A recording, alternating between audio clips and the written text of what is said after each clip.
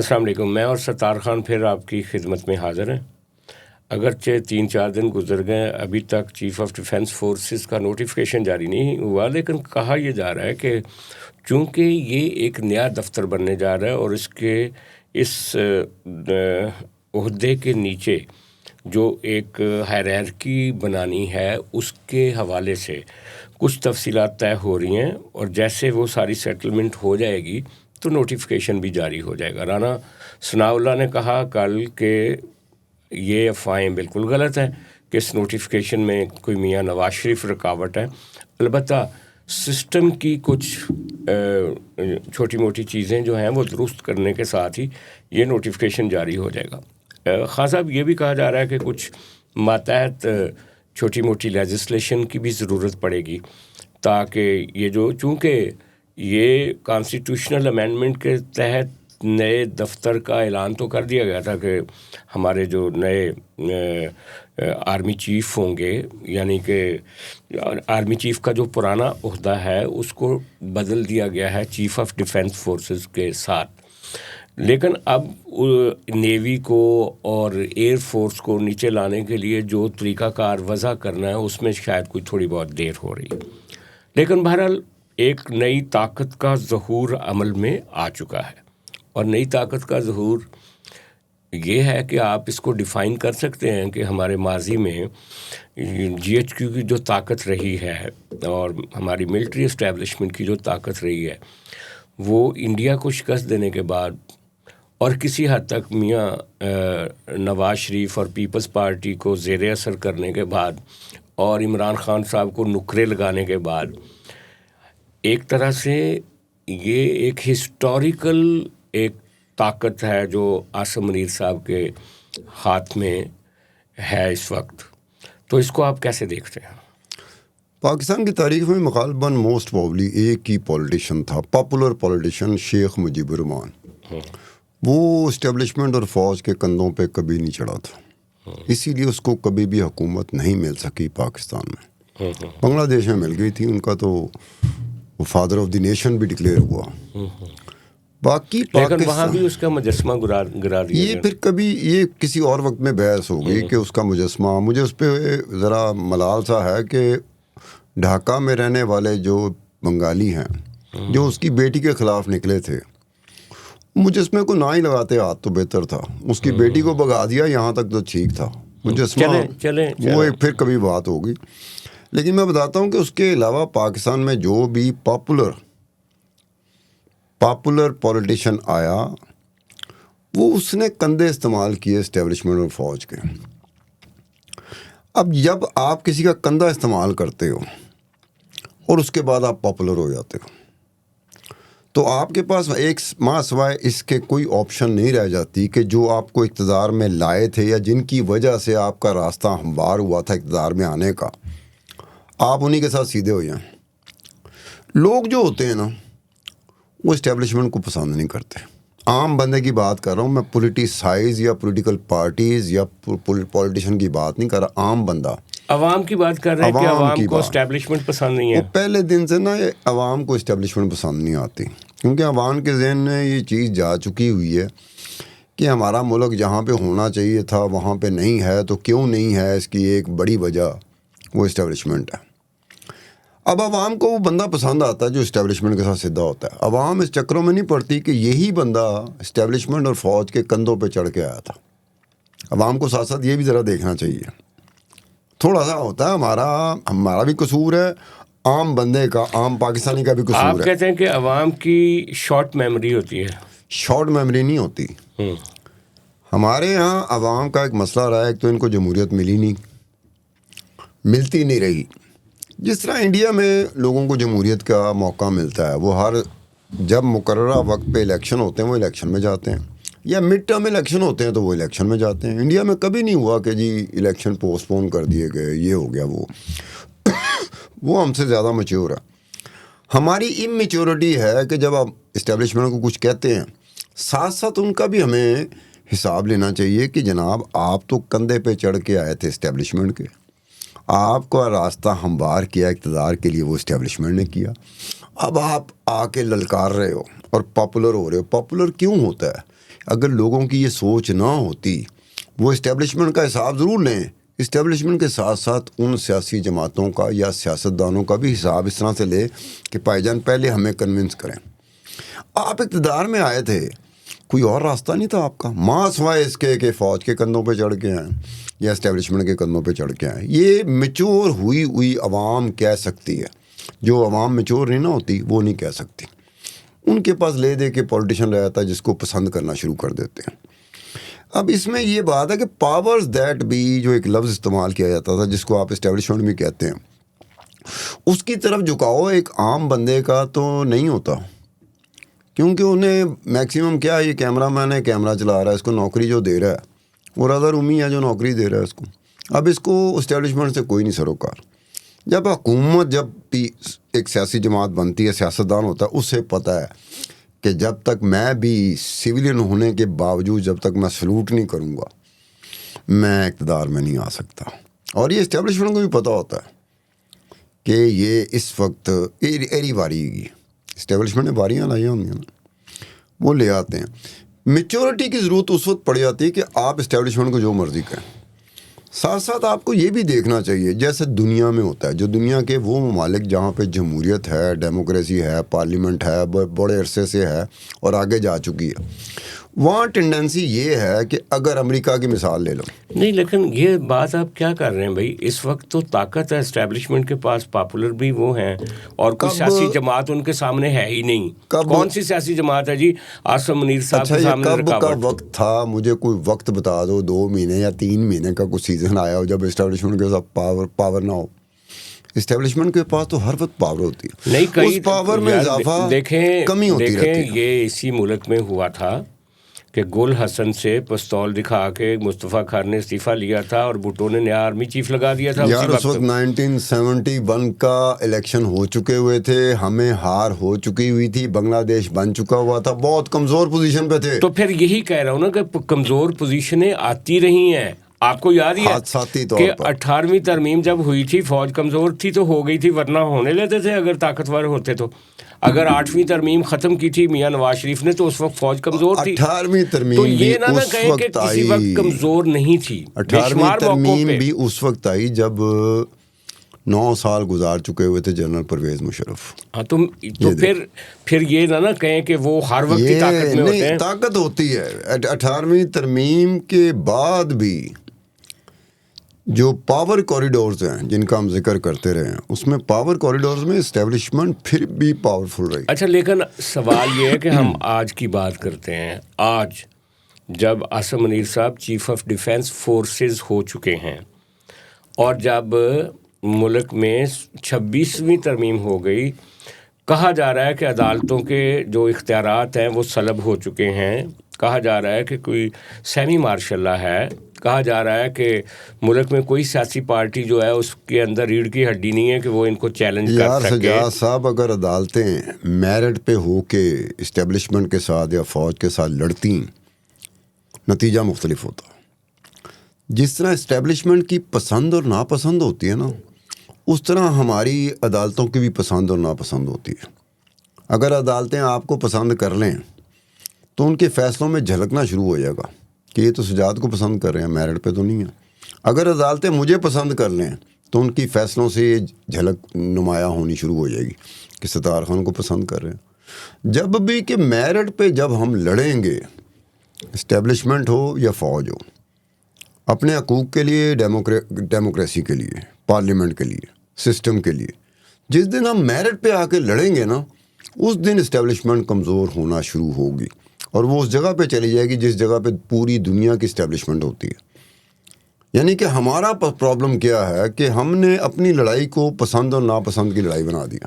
اچھا، اب وہ تو ہو گیا جو ہو گیا نا، اب تو ڈیمیج کافی بڑا ڈیمیج ہے۔ آپ نے 2 دن پہلے کہا تھا کہ سسٹم تو گیا، سسٹم جا چکا ہے، تو سسٹم تو جا چکا ہے۔ ہاں، سسٹم جا چکا ہے۔ اچھا، اتنا بڑا ڈیمیج ہے کہ آپ کا کانسٹیٹیوشن نمائشی لگ رہا ہے اس وقت، اس میں نئی تبدیلیاں کرنے کی باتیں ہو رہی ہیں۔ ہمارے، میں تو ویسے ہی ان اینکرز کو بھی دیکھتا ہوں تو حیران ہوتا ہوں خان صاحب ایک طرف وہ کہتے ہیں کہ یہ سیاسی جماعتیں ان میں طاقت نہیں ہے بات کرنے کی, یہ نیچے لگ جاتی ہیں, یہ سرو کرتی ہیں اسٹیبلشمنٹ کو. ہمارے بہت سارے اینکر بات کر رہے ہوتے ہیں, لیکن خود کیسی تماش بینی خود اینکرز کر رہے ہوتے ہیں. کیا کہہ رہے ہیں, ایک اینکر کہہ رہا ہے میسج چلا گیا ہے, اب پیپلز پارٹی کے پاس کوئی روم نہیں ہے, اب نواز شریف کچھ نہیں کر سکتا, اب فلانا یہ نہیں ہو سکتا. یعنی ایک طرف آپ رننگ کمنٹری کر رہے ہیں اس کولیپس کی, اس پولیٹیکل کولیپس کی رننگ کمنٹری بھی کر رہے ہیں اور چیزیں بھی لے رہے ہیں ساتھ ساتھ, اور یہ بھی کہہ رہے ہیں کہ عمران خان صاحب کے پاس اب کوئی جگہ نہیں ہے, اب انہوں نے فیصلہ کر لیا ہے جناب کہ یہ کر دیں گے, اور پھر کہیں گے کہ جناب ان کے سامنے کوئی بولتا ہی نہیں ہے. تو یعنی میں حیران ہوں. سجاد صاحب بات سن لیں, تماش بینی یا تماشائی یا ڈرامہ یا تماشا کرنا وہ اس دور میں پچھلے کچھ عرصے سے ختم ہو گیا. ہم اینکروں پہ, ہم اینکروں سے بڑا ڈرامہ کرنے والا پولیٹیشین بھی پیچھے چلا گیا. جس طریقے کا ہم تماشا کر رہے ہوتے ہیں نا اسکرین پہ آ کے, کیونکہ ہمیں زیادہ لوگ دیکھ رہے ہوتے ہیں, جب ہمیں محسوس ہوتا ہے ہمیں زیادہ لوگ دیکھ رہے ہیں اور لوگوں کی طبیعت میں ذرا تماش بینی بھی ہے, تو ہم زیادہ اچھل کے نا کچھ بہت ساری ایسی باتیں کر رہے ہوتے ہیں جس کا کوئی وجود نہیں ہوتا. مجھے تو کئی دفعہ یہ لگتا ہے یہ جو نامی گرامی آپ کے اینکرز ہیں نا, کئی دفعہ مجھے خان صاحب ایسے لگتا ہے کہ جیسے وہ ایک یوٹیوبر گلی میں کھڑا نہیں ہو جاتا پولیس والے کے سامنے اور ایک وکٹم کو کھڑا کر کے ایک ڈرامہ کریٹ کرتا ہے اور اپنے ویوز کے لیے, اسی طرح یہ ایک بڑے پیمانے پہ بڑے چینلوں میں بیٹھ کے لوگ اسی طرح کا تماشا کر رہے ہوتے ہیں. اور میں کچھ جرنلسٹوں کو تو دیکھتا ہوں کہ وہ کیا کرتے ہیں کہ وہ آج وہ مثلا 0 پوائنٹ پہ کھڑے ہیں نا, کل دیکھا کہ فلانا پاپولر ہو رہا ہے, وہ چھلانگ لگاتے ہوئے بالکل مطلب وہ ان کو نظر بھی آ رہا ہوتا ہے کہ ہم بڑا ویزیبلی چھلانگ لگا رہے ہیں, وہ جا کے اس کے ساتھ کھڑے ہو جاتے ہیں. وجہ کیا ہے سجاد صاحب, یہ ہماری چیز جو بکتی ہے, ہم سوشل میڈیا پہ آتے ہیں, جس کی جتنی زیادہ ویورشپ ہوگی اتنی ہی اس کے پیسے ہوں گے. ہمیں پیسوں کی پڑی ہوتی ہے. ہم اینکروں کو جو اسکرین پہ آتے ہیں نا, ہماری چیز بک رہی ہو نا, ساڈی ہٹی چل رہی ہوئے نا, جڑی چیز اسی کھوتا ہی بیچ سکنے, ہم اینکر کھوتا بیچ سکتے ہیں. یار وہ آپ پانی والی گاڑیاں جو ہیں ان کے اوپر پروگرام کرتے رہے اور کیا کیا. اچھا خیر اس کو چھوڑیں, میں آپ کو آگے, آپ تو اینکروں کی بات کر رہے ہیں, ہم اس بات کو کتنا آگے لے جائیں. بھائی میں تو اس دن میاں عامر صاحب کی گفتگو سن کے بڑا حیران تھا. وہ آج کل پورے ملک میں ایک کیمپین چلا رہے ہیں کہ ملک کی بقا کے لیے ضروری ہے کہ نئے صوبے بنائے جائیں. اب کہنے والے کہتے ہیں کہ یہ پروجیکٹ ان کو دیا گیا ہے, ساتھ عبد الرحمان صاحب ہیں اور میاں عامر صاحب ہیں, وہ کوچا شہر شہر جا رہے ہیں, انویسٹمنٹ کر رہے ہیں, فنکشنز کر رہے ہیں, سیمینارز کر رہے ہیں, صاحب الرائے لوگوں کو بلا بھی رہے ہیں. اور مزیدار باتیں, 2 لطیفے ہیں اس میں. ایک تو یہ کہ انہوں نے کہا پہلے دن اینکرز کو بلا کے کہ جناب ہمارے ملک میں نئی لیڈرشپ نہیں آ رہی اور یہ خاندانوں کا قبضہ ہے. تو ایک صاحب نے اٹھ کے کہا کہ اس کی وجہ یہ ہے کہ آپ لوگ کالج چلاتے ہیں, یونیورسٹیاں چلاتے ہیں, آپ کوئی اسٹوڈنٹ آرگنائزیشنز بننے ہی نہیں دیتے. تنظیمیں ہوں گی, نئی یوتھ آئے گی, وہ کوئی نئی لیڈرشپ آئے گی. تو ان کو کہا میاں صاحب نے بھاشن دیتے ہوئے کہ آپ کو پتہ ہے کتنے اسٹوڈنٹ لیڈر قتل ہو گئے تھے ان اسٹوڈنٹ آرگنائزیشنز اور یونین کی وجہ سے, اور اس سے ہماری یوتھ کو کتنا بڑا نقصان پہنچا, اور یہ جو ڈکے آیا ہے ایجوکیشن میں اس میں ان کا بڑا حال. میں ان سے پوچھتا ہوں کہ خود میاں عامر صاحب جمعیت سے نہیں آئے, خود عبد الرحمان صاحب جمعیت سے نہیں آئے, جماعت اسلامی کی وجہ سے ان کو کالجز نہیں ملے, یعنی اپنے بارے میں ان کی رائے کچھ اور ہوتی ہے. اچھا مجھے ایک بات بتاؤ کہ میں میاں عامر کا جو دنیا چینل تھا نا, دنیا ٹی وی چینل, جی میں 5-6 مہینے وہاں اینکر رہا ہوں. جی جی.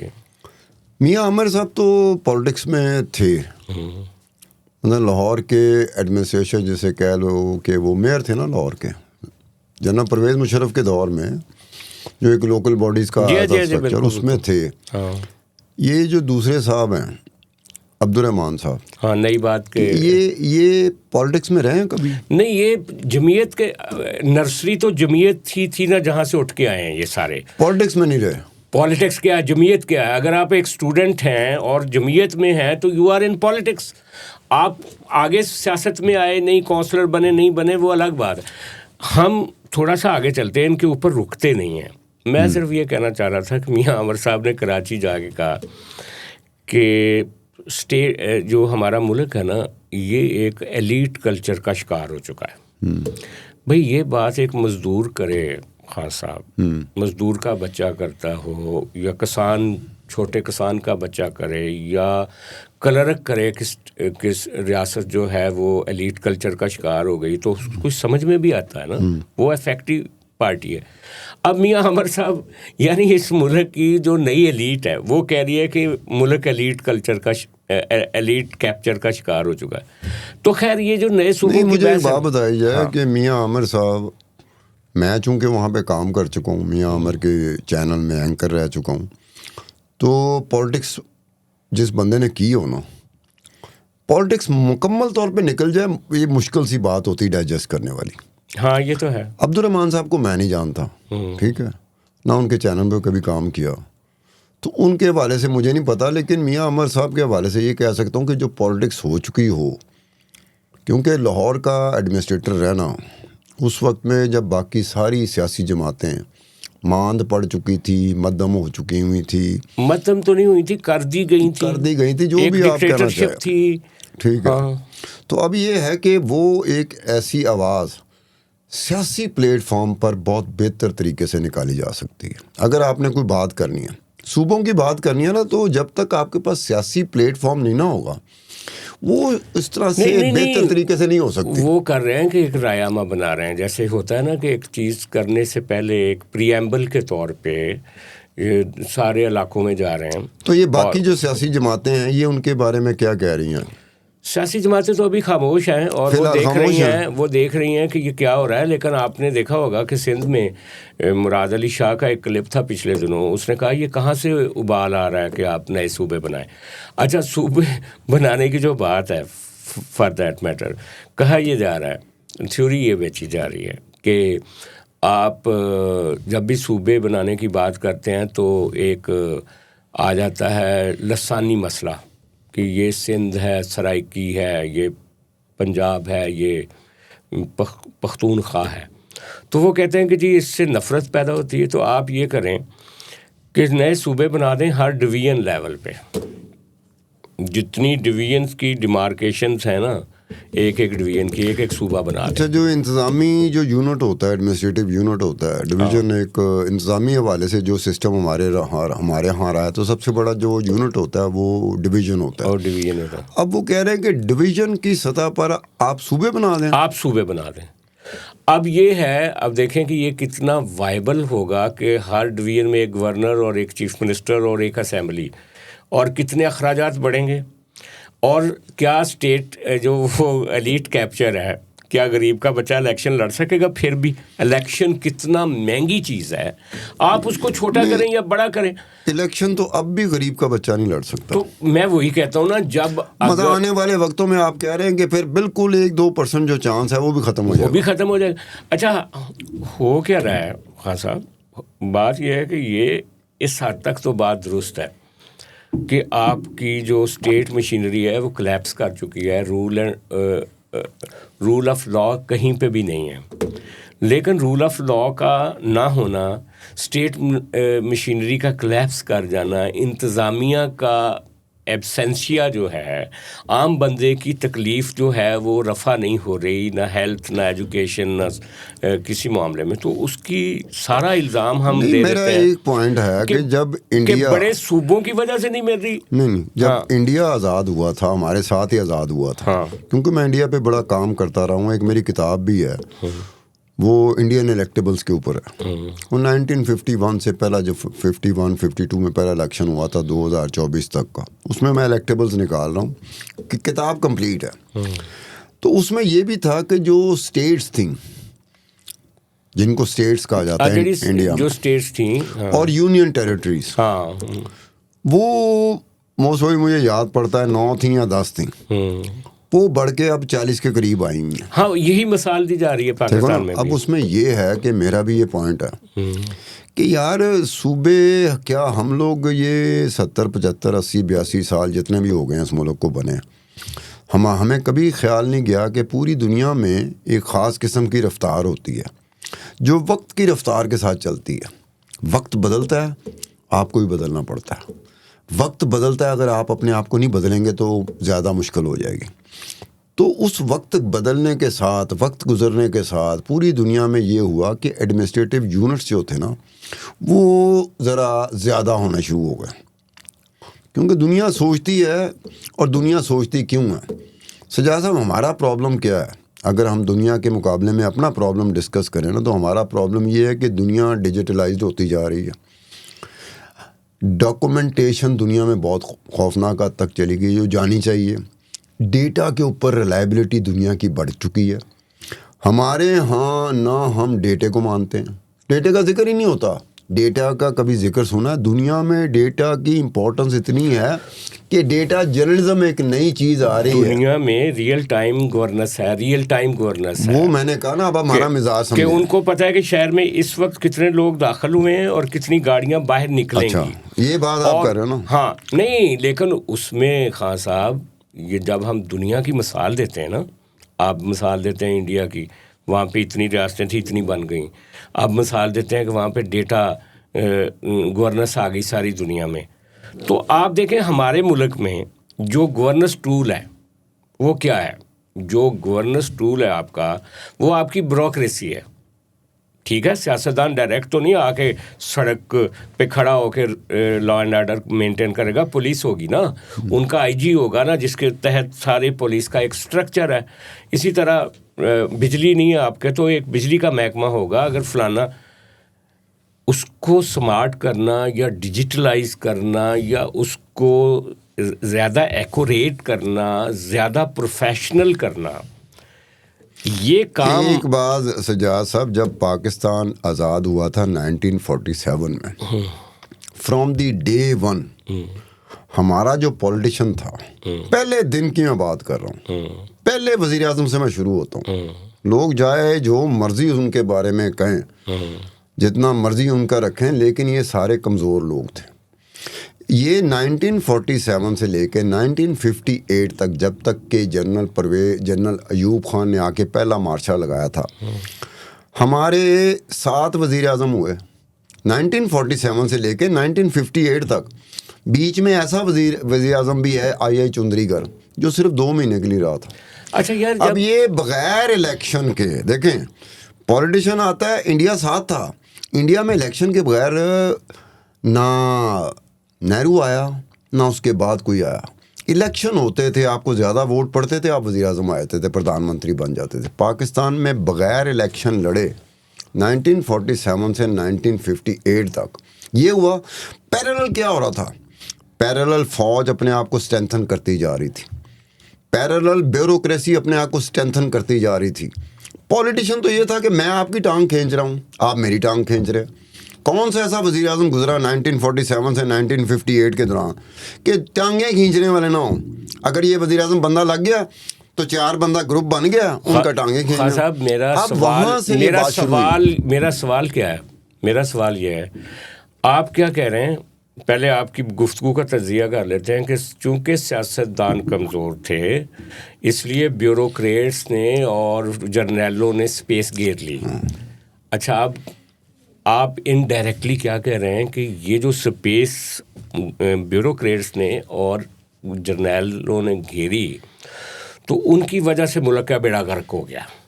یار دیکھو, ملک چلانے والے کون ہوتے ہیں؟ پولیٹیشین ہوتے ہیں. یار ملک چلانے والے بیوروکریٹ اور فوجی نہیں ہوتے. یار میری بات تو سن لیں پہلے. آپ نے ان کو کنڈیم کر دیا, ان کو ڈسٹ بن میں پھینک دیا اپنی گفتگو کر کے. میں نے ڈسٹ بن میں آج تک نہیں پھینکا. نہیں, یہ کیا کر رہے ہیں ابھی؟ یا کیا کہہ رہے ہیں کہ وہ ٹشو پیپر نہیں پھینکا. نہیں, میں کہہ رہا ہوں کہ جب کیا بیوروکریٹس جو تھے وہ انگلینڈ سے آئے تھے یا سری لنکا سے آئے تھے یا افغانستان سے آئے تھے, اور جرنیل جو ہمارے وہ کہاں سے آتے ہیں؟ ہمارے ہی بہن بھائی ہیں, یہیں پہ پیدا ہوئے, یہیں سے ہوئے. لائلٹی کا. اچھا ہاں, تو آپ نے کہہ دیا جی کہ سیاستدان جو تھے وہ تو جناب نہیں, وہ تو فیل ہو گئے, شروع میں ہی فیل ہو گئے, 58 تک ہی فیل ہو گئے. اچھا چلو جی, سیاستدان نہیں کچھ کر سکے, قائد اعظم محمد علی جناح کو وقت نہیں ملا, لیاقت علی خان مرڈر ہو گئے, اس کے بعد سال کے بعد وزیر اعظم آتا گیا, چلے گئے. یار بیوروکریٹس اور جرنیل جو ہیں وہ مل کے اس ملک کو باغ و بہار بنا دیتے نا. بنا دیتے ہیں. بیوروکریٹ اور فوجی جرنیل دنیا کی تاریخ بتاتی ہے کہ قوموں کی تقدیریں بدلی ہیں. اگر کوئی قومیں بیل آؤٹ ہوئی ہیں تو اس کو پولیٹیشن نے کیا. یہ پولیٹیشن جہاں پہ کمزور ہوا، پولیٹیشن کے کمزوری کی اپنی وجہ وہ خود تھے، جس کی وجہ سے یہ دونوں اتنے اسٹرینتھن ہو گئے کہ آج تک ہم جان نہیں چھڑا سکے. نہیں تو خان صاحب، اگر یہ اتنے اسٹرینتھننگ ہو گئے، یہ کوئی ایول پاورز ہیں، یعنی کہ یہ ملک ان کا ملک نہیں ہے، یہ کیوں نہیں کنٹریبیوٹ کر دیتے؟ ان کا ملک، میری بات سنیں. ہاں، میرا ملک، یہ جو لفظ ہے میرا ملک، ہاں، یہ جو محب وطن لوگ نہیں ہوتے، پیٹریوٹ، کہ مار کھائیں گے، غربت سے نپٹتے رہیں گے، مسائل سے نپٹتے رہیں گے، مایوسیوں کے ساتھ لڑتے رہیں گے اور اپنے ملک میں رہیں گے، یہ ان لوگوں کی اسپرٹ ہوتی ہے. ہمارا آج ہم اینٹی امریکہ نعرہ لگاتے ہیں، جو مرضی کریں، کل کو امریکہ کہہ دے اگلے 3 مہینے کے لیے ہم سے ویزا لے لو، پوری قوم لائن پہ لگی ہوگی. اچھا خیر، ہم آتے ہیں واپس. یہ جو اس وقت نئے صوبے بنانے کے لیے سرگرم ہیں، کہا یہ جا رہا ہے خان صاحب، اس کو کنکلیوڈ کرنا آج کے پروگرام کو، کہ جی نئے صوبے بھی بنانے. آپ نے انڈیا کی مثال دی. انڈیا میں جتنے بھی نئی اسٹیٹس بنی ہیں یا جتنی بھی یونین ٹیریٹریز بنی ہیں، ان کی ایک جغرافیکل میننگ فل کے ساتھ بنی ہیں. وہ یہ نہیں ہوا کہ آپ ہریانہ کو اگر انہوں نے صوبہ بنایا ہے، یا فار دیٹ میٹر بہار کے اندر سے کچھ صوبے نکالے ہیں، 1-2 صوبے بہار کے اندر سے نکالے ہیں، یا یو پی کے اندر سے کچھ ایریاز نکالے ہیں، تو اس کی جو جغرافیکل اور لنگوسٹک بیسز ہیں ان کو سامنے رکھ کے.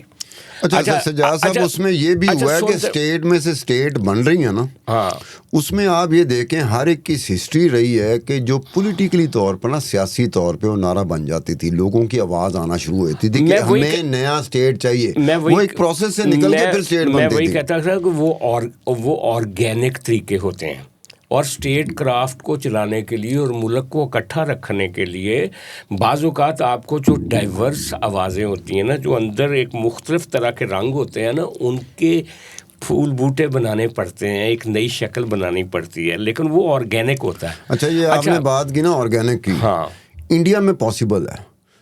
میرا سوال آپ سے ہے، کیا پاکستان میں پاسبل ہے؟ پاسبل ہے اگر لیکن اگر مگر کے ساتھ نا، یہی تو نہیں ہے ہمارے پاس. اچھا، اب عقل کی کیا بات ہے سجاد صاحب؟ یہ نہیں ہے ہمارے پاس. سنیں تو صحیح، یہ کڈنی ہمارے پاس نہیں ہے. آپ بات کریں. ہم کیا کرتے ہیں، ہم جو لوگوں کی ایگو جو ہوتی ہے نا، ایگو، اس کو للکارتے ہیں، اس کو ٹھنڈا نہیں کرتے. یہ تو آرگینک نہ ہوا نا، یہ تو اگینسٹ دی ونڈ چلتے ہیں نا. ہم دیکھو، ہم سندھیوں کو کہتے ہیں تمہاری ایسی کی تیسی ہم کراچی تم سے الگ کر کے دکھائیں گے. ہم بلوچیوں کو کہتے ہیں کہ تمہاری ایسی کی تیسی ہم بروہی بیلٹ کے لیے الگ سوچ رہے ہیں، اور ہم پشتو بیلٹ جو ہے آپ کی بلوچ کی، وہ الگ کریں گے. ہم کے پی والوں کو کہتے ہیں کہ تمہاری ایسی کی تیسی ہم تمہیں بتائیں گے کہ تم یہ جو تمہاری جو ٹرائبل جو زندگی ہے اس کو ہم ایسے کر کے ریفارمیٹ کر رہے ہیں. یہ سیاسی طور پہ میچور ہونے والا رویہ نہیں ہے، یہ کلونیل ایٹیچیوڈ ہے. اچھا، اس کی بنیاد، چلو میں آپ سے یہ کلونیل ایٹیچیوڈ ہے. دیکھیں، گورے نے بھی نہیں ہے. ہاں، گورے نے بھی عقل استعمال کی تھی. گورے نے عقل استعمال کی تھی، پھر آپ نے کلونیل کے ساتھ کیوں ملا دیا؟ گورا عقل استعمال کرتا تھا اور ہم عقل نہیں استعمال کرتے. ہم عقل استعمال کیے بغیر نا نقل مارنے کی کوشش کرتے ہیں. خان صاحب، میں جاتے جاتے آپ کو ایک بات بتا دوں کہ بلوچستان آج کل بڑا مسئلہ بنا ہوا ہے کہ بلوچستان میں علیحدگی کی تحریکیں سو کالڈ اور یہ وہ فلاں، اور ریاست لڑ رہی ہے اور ہمارے جوان شہید ہو رہے ہیں. مجھے یہ بتائیں، کسی عقل مند نے آج تک سوچا ہے کہ یہ جو ہمارا پنجاب ہے، جس پہ ہر کوئی انگلی اٹھاتا ہے کہ یہ جو پنجاب سارے حقوق کھا گیا، سب لوگوں کے پیسے کھا گیا، سب لوگوں کا حصہ کھا گیا، اس پنجاب میں صدیوں سے ابھی نہیں، جنوبی پنجاب سے لے کر فیصل آباد تک اور ساہیوال تک کروڑوں سیٹلڈ بلوچ رہتے ہیں جو ابھی نہیں آئے. کوئی 20 سال پہلے آیا، کوئی 100 سال پہلے آیا، کوئی 200 سال پہلے آیا. کیونکہ بلوچ جو تھے، وہ جو ہمارے یہ دریا تھے نا، ان کے ارد گرد انہوں نے ٹرائب، پورا جنوبی پنجاب بلوچ، سندھ میں بلوچ رہتے ہیں، اور میرا کہنے کا مطلب ہے کہ یہ جو ایک قدرت نے اور پہلے سے ایک بنتر بنی ہوئی تھی اس سماج کی، آپ نے اس کو سمجھے بغیر چیزوں کو غلط طریقے سے زبردستی حکمن لاگو کرنے کی کوشش کی اور لوگوں کو ناراض کر دیا اور ان کی ایگو سے کھیلنا شروع کر دیا. اور ابھی آپ نئے افلاطون اور نئے سقراط لے کر آئے ہیں کہ یہ نئے صوبے بنیں گے. ایک آدھا منٹ آپ سے لوں گا. میں خود کرد ہوں، میں خود بلوچستان کا رہنے والا ہوں، تو بہت ساری چیزیں میں جانتا ہوں. احساسات میں اس کے ساتھ جانتا ہوں کہ احساسات کی دنیا کیا ہوتی ہے اور احساسات کیا ہوتے ہیں. ہاں کیا ہوتے ہیں. پاکستان کے حوالے سے جو پروونسز کی بات ہو رہی ہے نا، ایک بات سجاد صاحب آپ بڑے اچھے طریقے سے جانتے ہوں گے، لیکن پھر بھی آپ کی خواہش ہوگی کہ میں ستار خان سے سن لوں. پولیٹیسائزڈ جو دنیا ہوتی ہے نا، جو پولیٹیکلی میچور ہوتی ہے، ادھر ایک پروونس ہو کہ 50 province who, they can manage.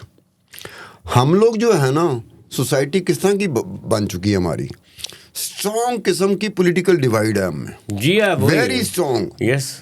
اور وہ کیا کہتے ہیں، آپ لوگ لفظ استعمال کرتے ہیں سیاست کے بارے میں، آپ جو کہتے ہیں نا کہ لفظ استعمال ہوتا ہے کہ وہ پولرائزڈ ہو چکی ہے سوسائٹی. بالکل. جب سوسائٹی پولرائزڈ ہو چکی ہو، جب ایک سیاستدان دوسرے سیاستدان کا نام سننے کو تیار نہ ہو، جب ایک سیاسی جماعت کی سپورٹ، اس کا ووٹ، اس کا ووٹر، اس کا ووٹ بینک دوسری سیاسی جماعت کے لیے اتنی بھی ٹالرنس نہ رکھ رہا ہو، آپ سمجھتے ہیں کہ وہاں پروونس کی بات کنسنسس کے ساتھ ہوگی؟ نہیں، لیکن کنسنسس کے ساتھ تو ہوگی نہیں، تو لیکن پھر زبردستی کریں گے آپ. پہلی بات، ہر دو صورتوں میں یہ چیز جو ہے نا، یہ نقصان پہنچائے گی. ہر دو صورتوں میں نقصان. اور دوسری بات، یہ جو پولرائزڈ سوسائٹی کی بات کی ہے نا آپ نے، یہ پولرائزیشن، یہ آپ کے مرشد والی لہر جو تھی، یہ 20 سے پہلے کہاں تھی؟ یہ کیمرہ مین خوش ہو گیا. میری بات تو سن لیں، میری بات تو سن لیں. پیپلز پارٹی کی لہر جو تھی وہ 70 سے پہلے کہاں تھی، یا 67 سے پہلے کہاں تھی؟ میاں نواز شریف کی پاپولیرٹی جو ہے وہ 93 سے پہلے کہاں تھی؟ میرا کہنے کا مطلب ہے کہ the way you are running this state, اور جس طریقے سے آپ نے شروع میں اس کے پیروں میں بیڑیاں ڈالی ہیں ملک کے، اس کے نتیجے میں جو پولرائزیشن تھی، یا جو اب تو خیر انڈیا کا بھی یہی حال ہے اور امریکہ کا بھی یہی حال ہے. یہ دنیا انڈیا کا یہ حال اس لیے ہے، اگر نریندر مودی وہاں نہ آتا، اگر بی جے پی وہاں پہ نہ ہوتی، تو انڈیا ایک سٹیبل، سیاسی طور پہ سٹیبل. اب تو انڈیا کو بھی ریورس گیئر لگ چکا ہے مختلف طریقوں سے، انتہا پسندی آ چکی ہے. تو آج کے لیے اتنا ہی. آج کی ہماری گفتگو کافی منتشر اور ادھر ادھر بھی گئی. اس کو آپ سنیے گا، برداشت کیجیے گا، اپنی رائے دیجیے گا.